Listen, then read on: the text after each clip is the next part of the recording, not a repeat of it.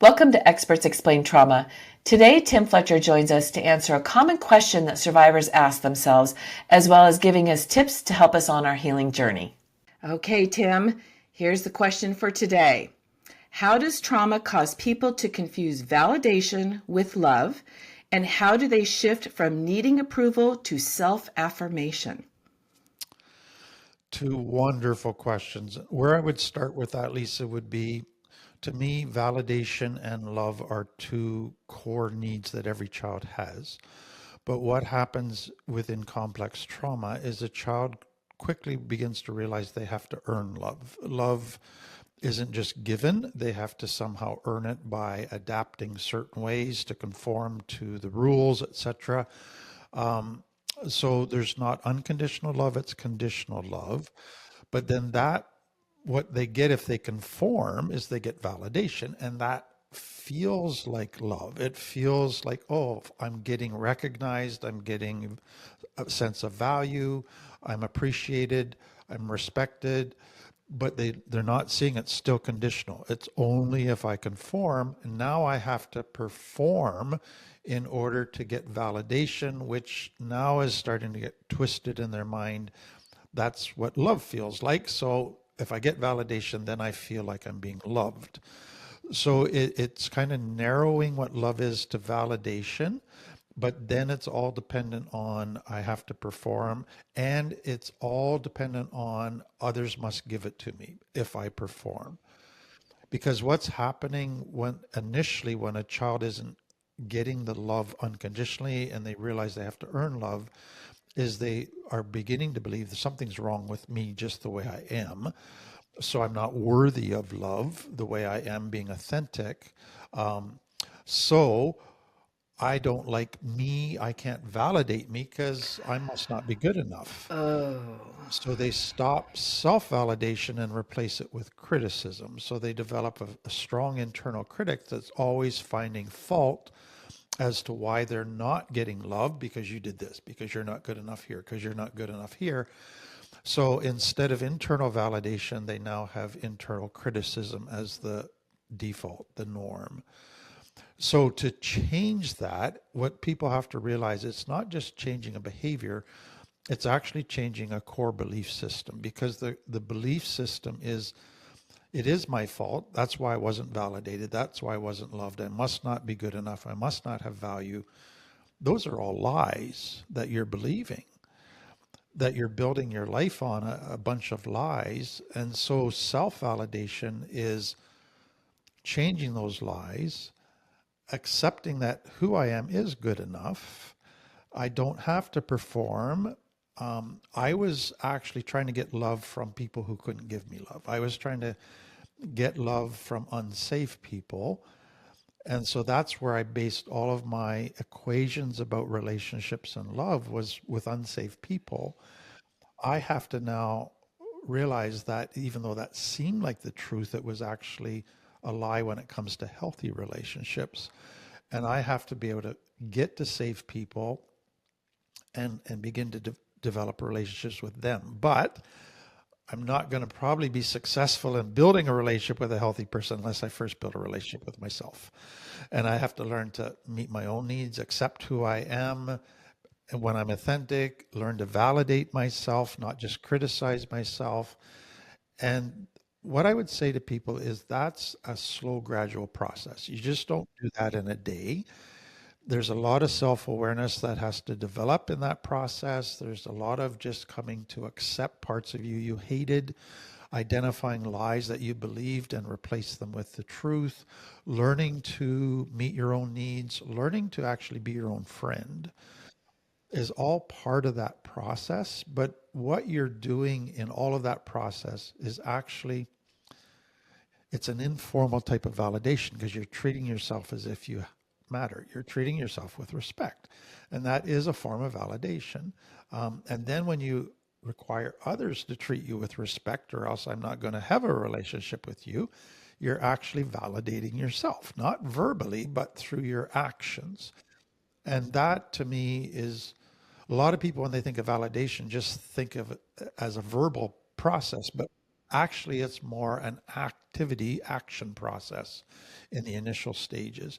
Because what I find for a lot of people, they early, like 30 years ago in therapy, it was look in the mirror and tell yourself how wonderful you are, validate, and tell yourself and so I would ask clients, how many of you have done that? And they'd all put their hands up, and I'd go, how many of it did that work? And most of them, no. You're doing verbal validation, but you're not backing it up with action validation. Standing up for yourself, saying, treat me with respect, or I'm not having a relationship with you. That's where the validation has to begin. That makes so much sense. And that question wasn't mine, but it could have been, because that was definitely my life. And that just answered so many questions I had in my head about that. And that, so validation, and it makes sense, because anytime, if we're going to do something for somebody else, we can talk to them all the time. But if if we don't do the actions, then the words mean nothing, right? So it's the same thing with ourselves. I mean, the way we look at it is we build a relationship with ourselves like we do with others. Exactly.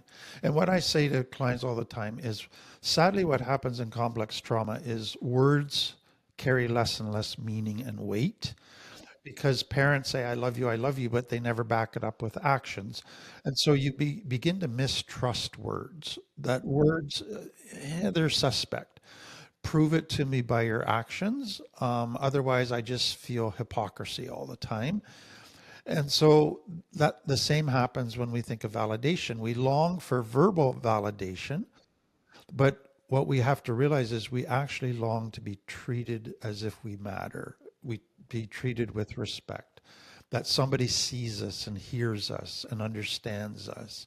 That's validation. And somebody wants to connect with us. That's validation. But that is kind of foreign territory for so many people. So you got to Yeah. kind of relearn that's really validation. Yeah, I mean, that's what I'm relearning right here, right now, is just understanding the word validation and what it really means. That it's not, because I've always thought it's just words. Well, not just words, but that's how I took it. Because I actually had a very dear friend, I want to say, validate me verbally for the first time in my life outside of therapy. And I cannot tell you what that did for me. Right. But I love that you're sharing that it's the actions, that when someone wants to connect with you, that's validation. When you're treating yourself well, that's validation. And so really starting with, and you're so right about the self-awareness. I preach about that all the time, that you need to have self-awareness for this healing journey, because that's what's really going to help you out. And if you begin to just look at how you're treating yourself, look at what's going on in your head and what you're allowing, and Yeah. changing that. Yeah. And if I can add one other piece to this, so many kids in complex trauma, validating words were actually forms of manipulation. They always had a hidden agenda. So I'm going to say nice things about you to manipulate you, because I've got an ulterior motive for what I want you to do for me. So that, for many people, as soon as they hear validating words, they go, I wonder what they really want.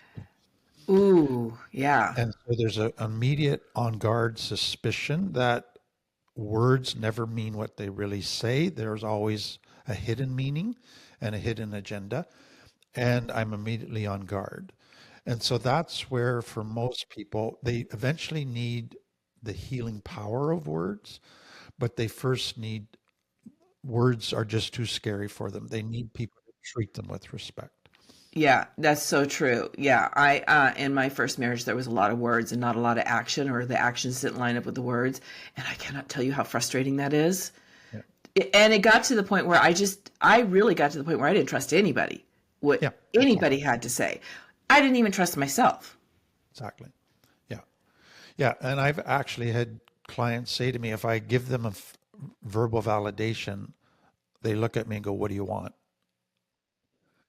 And I go, I don't want anything. I'm just, yeah, you must want something, because that's the only reason anybody ever validates me. And it's like, wow, so they can't even trust words at all anymore. Gosh, I didn't even think about that until you said that, and that's so true. That was definitely something that I struggled with, is in trusting people. Are you saying that to me because you really like me? Because with me, I also had a very deep, deep belief system that nobody loved me because I was told that and believed it. So your words are going to mean absolutely nothing. I even was suspicious of the actions just because of where I was at. Yeah. Yeah, yeah. Very, But I did, what I did do is stop looking outwards for my validation and start validating myself. And you're right, it is a process because I'm still learning. I'm learning today. Look at this. yeah. So like in very simple terms, like one of the things that we encourage people to do is just make lists of what they like about themselves, what they don't. And initially, always the list of what they don't is very long, and what they like is one or two things or even nothing. But then begin to kind of really focus on seeing themselves accurately, because there is a bunch of positives that either you're refusing to see, or nobody's ever acknowledged before, so you don't acknowledge it to yourself. But do that exercise, then ask people that you do trust as safe to do that list on you and see what they say. And you may not initially want to trust it, but but let yourself kind of venture into the risk of trusting that these people do care. There's no ulterior motive, and they're just giving me honest feedback. And gradually you can break down some of the defenses that you've built. And because for many people, they long for validation, but it's almost like they're waterproof to validation. People can pour validation on them, and it's just like water off a duck's back. It doesn't penetrate because they got so many defenses that I'm not worthy of this. I'm bad. Everybody's uses words to manipulate me. So, and so it's starting to open up that waterproofing just a little wee bit, and then it gradually expands from there. But you got to start somewhere. You do. And one of the things that I've been doing recently that, and I know so many of us survivors do, is we tend to look at the past and look at all of our mistakes and the things that we screwed up on. And I am notorious for doing that. And I'm still forgiving myself for some of the stuff that, my behavior was. But I'm now looking at the things I did right. Exactly. I'm shocked. I'm shocked at the things that I'm noticing now that all these years I had blind spots. I definitely had blind spots. And now that I'm like, wow, I did that right. I did that right. I did that right. Wow, this is great, And that has been a really big game changer for me. I mean, even if you start there, start looking at the things you did right, because you did something right. Yeah. When we do staff evaluations, we ask them to do a self-evaluation first and then bring it to the meeting. And it's always interesting to me because in most cases, they go through all the stuff that they're weak in. And then once I look at that and I go, well, here's what I see when I look at you, and I start going through their strengths, they're just not sure what to do with that. And so again, little exercises that begin to invite and open yourself up to accurate mirrors that reflect back to you who you are so important. Well, yeah, Tim, we probably could go on an hour about this whole thing. Seriously, this is so important in validating ourselves, because we can't have the relationships with others that we want, that we desire, without having a healthy, loving relationship with ourselves. Yeah. Can I add a final thing? Absolutely. So I grew up in the era which you grew up in, but it was in a Christian environment where you don't want children to become proud and get a big head. And so you want them to be humble. And the way to make humble children is don't praise them too much. And really what came out of that was we didn't get the necessary healthy validation that we should have got. But what also came out of that was it mistrained our conscience. So now if we gave ourselves a compliment, I did a really good job there, we'd automatically feel guilty. Yeah, we feel like we're being egotistical or something. Yeah, like I think I'm better than no, I don't. I'm just acknowledging I did a good job. And so you have to retrain your conscience that self-congratulatory praise isn't pride, isn't ego. It's It could become that if you feed it Sure. constantly, but there's a huge healthy part to that. Just, hey, I did a really good job and I'm proud of myself.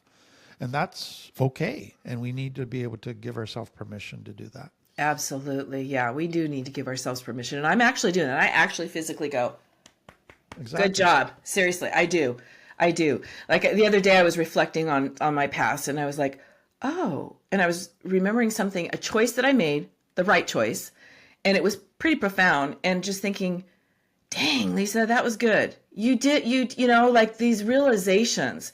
And then all of a sudden I'm not this, that idea that I was such a, bad person starts to kind of dwindle down. A bad person wouldn't have made that choice. Exactly. Right? Exactly. Tim, this is great. Thank you so much. Thank you for sharing this with us.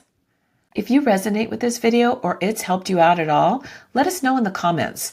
Also, make sure to follow so that you can get more insightful information on trauma healing.